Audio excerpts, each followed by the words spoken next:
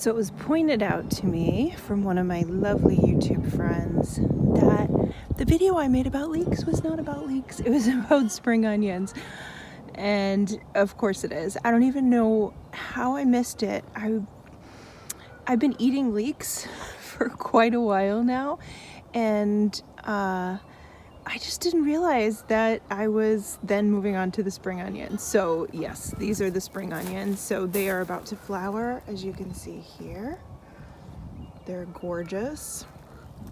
The leeks are here. I don't have too many left because we have been munching on these. So the leek has the flat leaf. So I don't know, rookie mistake, right? So here are my leeks right here. So these I'm leaving in for seed, and we'll see what happens. And then these guys, I mean, you can just see the abundance. So my plan next year is to do an entire row in the garden of leeks and then an entire row of spring onion. What is this? Is this, oh, it's just the top there. Yeah, and then these are the spring onions that I've planted for this year. And then I have some leeks in the big garden. So I am so grateful that that was pointed out, so I'm not giving out misinformation. But exactly the same thing applies whether you're doing the green onions or the leeks. I had planted these super densely, and I don't know if you can see, but I've been picking down here, and I just come out and pull one out, and I use them sort of like green onions because these are so tender when they're small and young like this. They're absolutely delicious. And I had just seen that as a tip somewhere online. Somebody said plant your leeks and eat them like green onions. So you can see we're still working on winter sowing jugs. I'm pulling them out as I know that they're ready to go. We've got mullein. We've got, why can't I, is this catnip? Yep, catnip. That's gonna go in some terracotta pots so I can harvest it for the kitty cat. And then this is a pearl yarrow double diamond.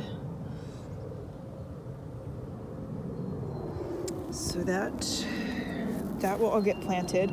This potager garden is going to be my apothecary garden. Right now it's my where you dump things that don't have a place to go garden. There are some perennial herbs and plants started. There's chamomile. I need to add my rosemary in. I just planted feverfew, and I'm basically starting it all in clumps here, and then I can move it around to other parts of the garden. There's lemon balm, there's lavender, there's yarrow, there's more chamomile.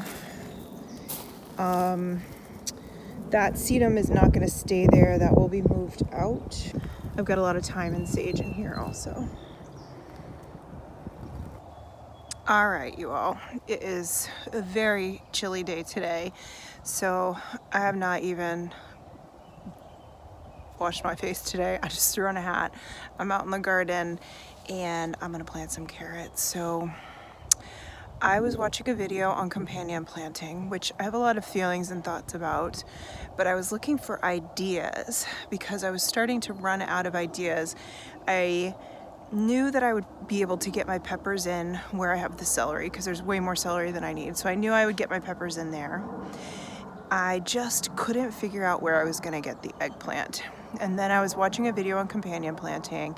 They talk about, and I use spring onions everywhere and radishes everywhere already to fill the gaps, but I'm looking at, like, you know, main crop stuff here. And it was suggested to do eggplant with your carrots. And I'm just like, that's the missing piece. That is all I needed to hear. I'm going to be planting some onions with tomatoes and some carrots with tomatoes, but if I can get a nice dense row of carrots and interplant eggplant, I mean, all my problems are solved. So that's what I'm going to do today, is get the carrots started so they can start to germinate. So on the soil right now, you can see some kind of lumpy things here. This is the alfalfa that I put down. It's actually a horse food, And you get it like I got it at Tractor Supply store for $17 for a 50-pound bag. And I was able to fertilize every single bit of this garden, which is a 2,000 square foot garden, for $17. And the alfalfa will break down slowly and incorporate and add nitrogen to the soil. So I put it down right before it was going to rain. So all I have to do is do this and kind of mix it in. And I'm just gonna go through and kind of pick out, make sure there's no like big rocks or sticks or anything like that to get in the carrot's way. The top layer is compost, and then underneath it, the soil, I kind of loosened it as much as I could, but it may not produce huge carrots, but I think this will give the soil a really good, a natural like breaking up. So that's what I'm gonna do. And then I'll be back and show you my carrot seeds. So my plan is to do 2 rows of carrots, one here and one here. You can see I've just kind of scraped the shovel gently down. And then I just marked where it ended right there with my gloves. And I will go all the way down to the rhubarb that you see there. And so this will leave a lot of room for a lot of carrots and a lot of eggplant. I have a lot of eggplant. If I was only doing carrots here, I'd probably be able to get 4 rows of carrots. But I will be putting them in tomato rows, and I will be growing a fall crop. So that's what we've got here. So now I need to find my seeds. I'm going to start with the Danvers 126 and the coral carrot or corral. It did really well for me last year, and so I'm gonna put, I think they're very similar carrots. I'm gonna put those in. They just have a little bit in each packet, and I'll see how far I get. Now, in the past, I have just sort of broadcast sown carrot seeds because they are so tiny, and that has actually worked really well. But this time, because I need to be so specific about where they are because they're going to share space with the eggplant, I am going to try to get 1 tiny seed every 2 inches, I would say. So I've got my teeny tiny seeds, and I'm just going to pinch a few in my hands, get to the beginning of the row, and just very gently and carefully try to drop just 1 in. It looks like it's more like 2 dropping in a lot of the spots. I can certainly come and thin them. I would rather not have to do that, so I'm going to try to be as delicate as possible. And then you always realize you have so many more carrot seeds than you think you did. I may not have to break out any other packages. So I'm just gonna keep doing this as delicately as possible.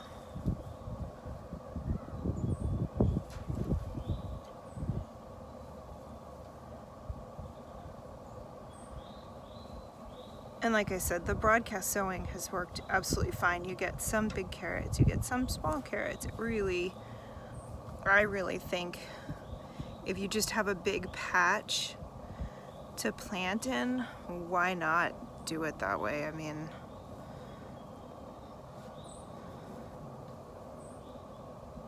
I don't mind a tender baby carrot. I'm just gonna keep doing that for what will seem like absolutely forever. And then I will be so happy that my carrots are planted. The sun is coming out for the first time at like 4 o'clock. Oh, it's so nice. All right, so I did 2 rows down my, we'll call it the carrot eggplant row.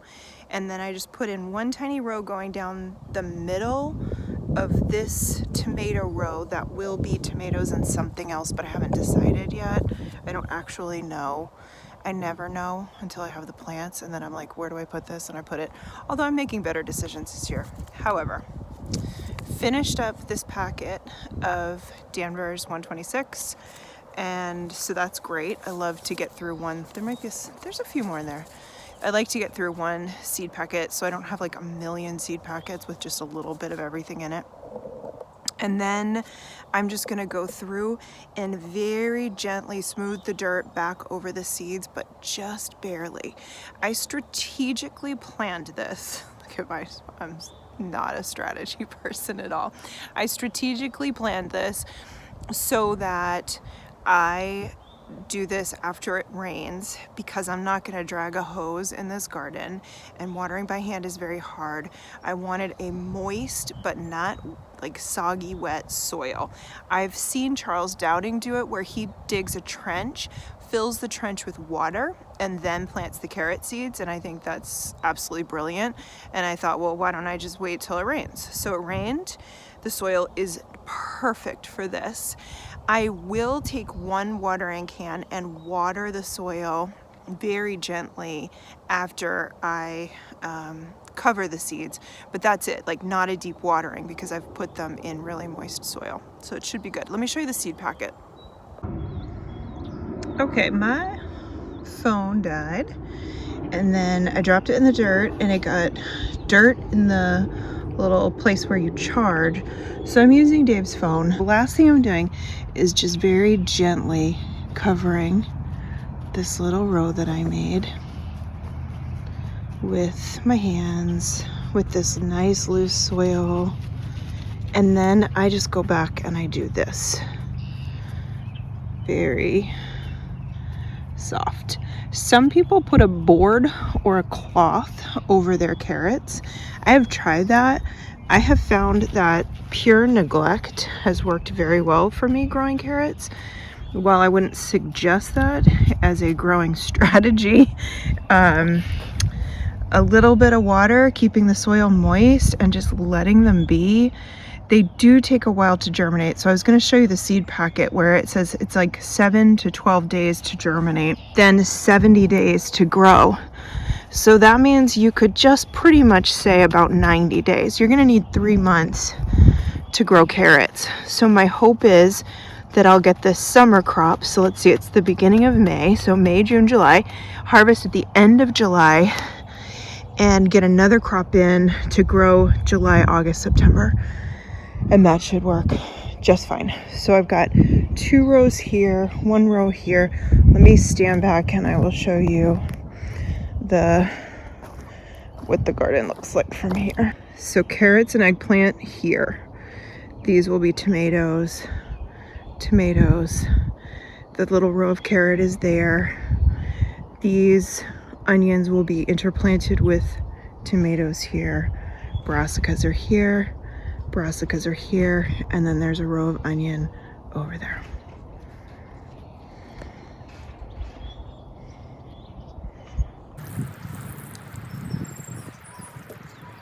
Among my best of the winter sowing, these are My Castle lupin or lupine, I don't know. I need to look it up how to say it. So many new things. And so I just put a flower at the end of each row. So this will be a bunch of snapdragons here. The lupin will be here. Feverfew is here. Calendula is there. Calendula is there. And then I actually have spinach right there, but I'll let that go and flower. All right, so I got these out of the jugs. I'm gonna be putting in 1, 2, 3, 4, 5. And I still have 1 left, so maybe I'll find a spot for it. But they're super cute. The roots grew beautifully. Oh my God, Dave's phone is so much better than mine. And it's gorgeous. So I am gonna add a little of the mycorrhizal fungi to this and then get these planted. Mycorrhizal fungi is on, and then I'm just going to get these sweet things planted. I am very excited about the lupine. Somebody tell me how to say it. Lupin. Lupin. lupin. All right, I'm just gonna keep going till all these are planted, and cannot wait. Cannot wait to have everything start growing. I'm so excited. I'm so excited. I'm like a kid at Christmas. There's my garlic behind there. So I had put 2 feverfew here, so I'm gonna move another one over here, and then I need to decide something to put flowers to put on the end of each of the rows of celery. Okay, I'm gonna put my black buttons at the end of this celery row because there's only 4, so I should be able to get 1, 2, 3, 4. I'm not quite sure how big these get. I'm not quite sure how big anything gets because I didn't write that information down on the tags. I might do that next year just for ease of not having to go back and reference another thing. That would be kind of a smart move, I think. So let's see what the roots look like on these guys. Oh, they look good. So then I just get my Mikos and I just sprinkle it on. If I have any left over, I can just dump it into another hole. You only need it to touch the roots. It doesn't need to go anywhere else. And then just plant those in. Beautiful. And then I have some, I didn't grow this one. I just bought this of the alyssum. I think it's just pink alyssum. I thought that might look really pretty spilling out over. So if I've got the black buttons growing up here and then the alyssum. Let's see if I can do this with one hand. Dave's phone has a case, so I'm just holding it. So if I can get the alyssum to just kind of, you know, be all cute in front of the black button. So I'll do a row and a row, and then we'll have the celery, which will eventually have peppers as well. All right, let's admire the cuteness of this. I think this is gonna be adorable. The alyssum spilling out over. Adorable.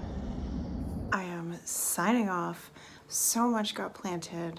I can't believe it. I'm so excited. Thanks for coming along with me. As always, thank you for being here. Appreciate you. Bye.